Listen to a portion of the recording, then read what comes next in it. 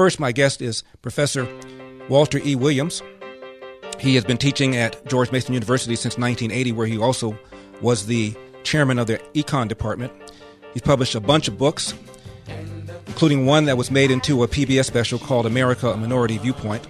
He's also written Liberty versus the Tyranny of Socialism, something that apparently the candidate who won that primary didn't read. He also wrote Up From the Projects, which is an autobiography, extremely well written, and Race and Economics, How Much Can Be Blamed on Discrimination. Please welcome to the program Professor Walter Williams. Professor, as always, thank you very much for coming on. Well, good afternoon, Larry. Afternoon. Your column, College Destruction of Black Students, is up on my website, larryelder.com. Why did you write it, Walter? Well, this professor at the University of Pennsylvania, she came under a lot of the flack, and she just kind of casually suggested some of the effects of affirmative action. And she's a teacher in the law school, and she pointed out that she's never seen any of black students who are in the top 10% or even only a few in the top half of their class. And she was being attacked as a racist by the university, and she was deprived of her class. So that kind of got it started. But I think that one of the problems that black Americans need to face is that schools like University of Pennsylvania, it's seventh rank in terms of law schools in the country, and what they do, they recruit black students to the school, so that white liberals feel better about themselves, and these students have a lot of difficulty that they would not have if they were recruited to some other school more in pace with their learning. And the other point you make out is that the K through 12 education that most blacks get, you say is, quote, grossly fraudulent, close quote.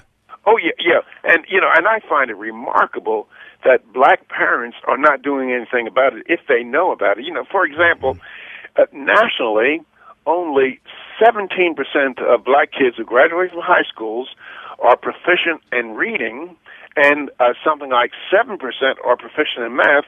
And there are a lot of high schools in the country, predominantly black high schools, where not a single student in the entire school tests proficient. And one case I talked about some time ago was the city of Baltimore, Maryland, and there are 39 high schools in the city, and at 13 of these schools, not a single student tested proficient in math.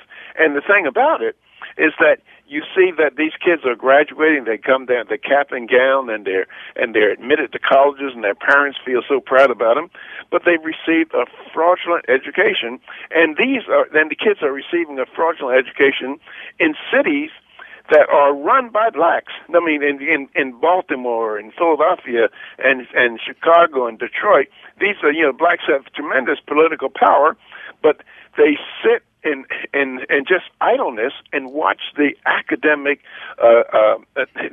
credibility of black kids being destroyed. My guest is Professor Walter Williams. He teaches at George Mason University School of Law. Professor, in your autobiography and in the autobiography of one of your friends, Thomas Sowell, you both talk about the fact that this wasn't always the case. Tom Sowell grew up in New York, and he said these were schools that were segregated, but the Irish school and the Italian school and the black school, generally they competed pretty much equally in academic tests. Oh, that's absolutely right. And Thomas Sowell writes, I think it's called Myths and Tragedies of Black Education. He points out that Paul Laurence Dunbar in 1900 and between 1890 and 1900, its black students, and there were no white students at Paul Laurence Dunbar, they'd receive really shoddy financial support from the city. Mm-hmm. Its black students outscored white students in the whole Washington metropolitan area. Mm-hmm. So I think that we're blaming too much on external factors. Number one, for kids to get a good education, for any kid to get a good education, whether he's white, black, or purple, somebody must make sure he goes to bed on time. Mm-hmm. Somebody must make sure he does his homework. Somebody must get him up in the morning and feed him breakfast, and somebody must make him a mind to teachers. Now, if that's not done, I don't care how much money you put into education, you're not going to get education.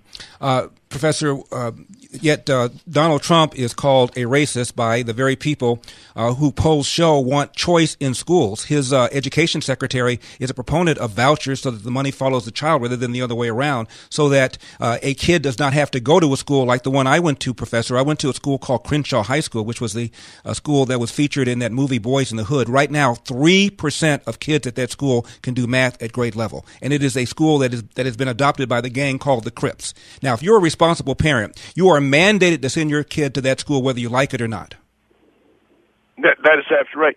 And one of the disgusting things about these white liberals who come out against vouchers, and they come out against school tuition tax credits that would give black parents some choice, they themselves, they send their kids to elite private schools. Or they move out to the suburbs. They go to get the higher quality kids. The liberals in our country, the white liberals and black liberals as well, they would not begin to have their kid in Crenshaw High School. Professor Williams, isn't this a consequence of the welfare state that has incentivized women to marry the government, allowed men to abandon their financial and moral responsibility? You've been talking about this for decades. Well, yeah, that's a large part of it. And the thing about the black family that people don't really appreciate is that right now 75% of black kids are born to unwed mothers, and something like only 30% of black kids live in two-parent families. But if you go back to 1938, only 11% of black kids were born out of wedlock, and something like 80% of black kids were in two-parent families. And so you're absolutely right that what the welfare state has done, it has encouraged slovenly behavior. Now, it's just, you ask any economist, whether he's liberal or conservative, he'll tell you that if you tax something, you're going to get less of it, and if you subsidize something, you're going to get more of it. And what we've been doing, subsidizing slovenly behavior. The column is called College Destruction of Black Students. The author is Professor Walter Williams. Walter, thank you so much for taking the time. I really do appreciate it. Thank you. You got it. Okay, Larry. Bye. 888-971-SAGE, 888-971-7243. Looks like she is an Alexandria from the block. Apparently, she was raised in Westchester County, one of the wealthiest counties, not just in New York, but in America. I'm Larry Older. Live in the